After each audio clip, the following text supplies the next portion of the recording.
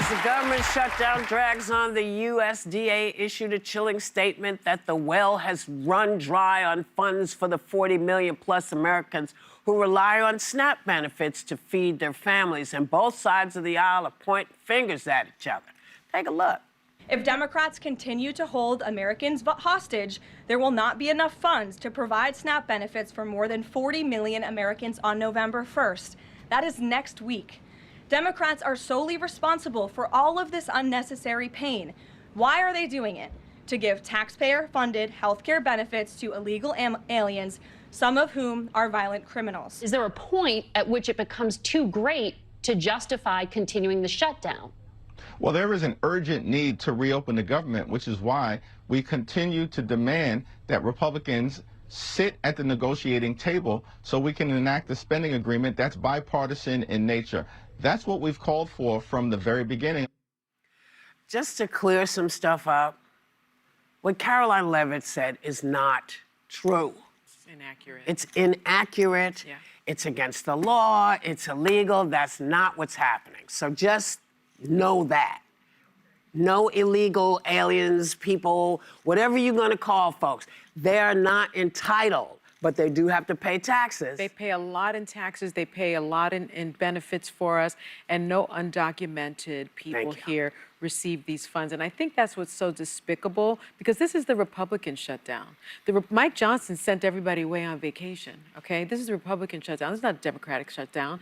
And I think the most important thing that we need to realize is that, as you mentioned, Whoopi's 40 million Americans, that includes those that need it the most. We're talking about children, the elderly, and people with disabilities. And you know which states are affected the most? Red states are affected the most. We're talking about New Mexico, Louisiana, Oregon. Those are states, Alabama. Those are states that rely on SNAP benefits the most based on the highest percentage of the population receiving those benefits. So when those Trump voters start not being able to have Thanksgiving dinner, their children are hungry, their children aren't getting what they need, their parents, grandparents aren't getting what they need, I wonder what happens then. Will Republicans finally come back to the table? I have two things to say on this. One, I don't understand how Trump can go around the world trying to be a statesman. I don't understand how he can get Hamas and Israel to agree to a ceasefire for a conflict that's been going on for millennia.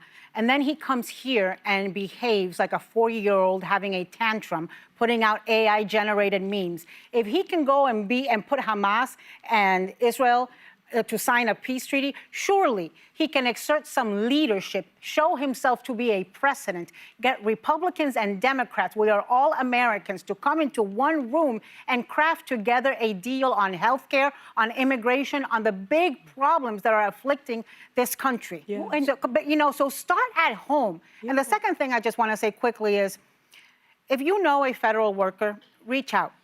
Check in on them. See if there's anything you can do to help them. Ask them how they're doing. Ask them if they need anything. Look, yesterday I flew through Miami International Airport. These people are showing up to work without getting paid. So if you see one, thank them. Well, and what happened to America first? President Trump was able to whip up how many $1 million for Argentina? 40 billion. 40 billion. Yeah. Now, we talk about this ballroom funded by multiple companies, but Mark Zuckerberg is worth $258 billion. Jeff Bezos, $239 billion. Bill Gates, $100 billion. It will only cost $16 billion for till the end of the year to fund SNAP. Why can't he say, let's whip some money and match that, you know, the ballroom, or put in some money? Elon can make a whole PR campaign based on, I might have rubbed you the wrong way the first time, but I'm worth $492 billion. Why aren't they gathering or feeling any hustle? The only time people are going to feel it, by the way, is when the flights are delayed, because this will be the second time Donald Trump has been the reason people can't see their family on the holidays, because the flights are not going to go. And yet, nobody's going to feel this pain right now when the poorest among us can't eat at all. Maybe the billionaires Flood don't your care. Food banks. Flood your food banks. Maybe the billionaires don't care. To be honest, I don't believe in government shutdowns. I've worked through them. I've lived through them. I may have felt differently a decade ago, because no one wins in them. And right now, Democrats' position is they're holding out because these Obamacare subsidies are going to expire, and it is going to make people's health care premiums skyrocket.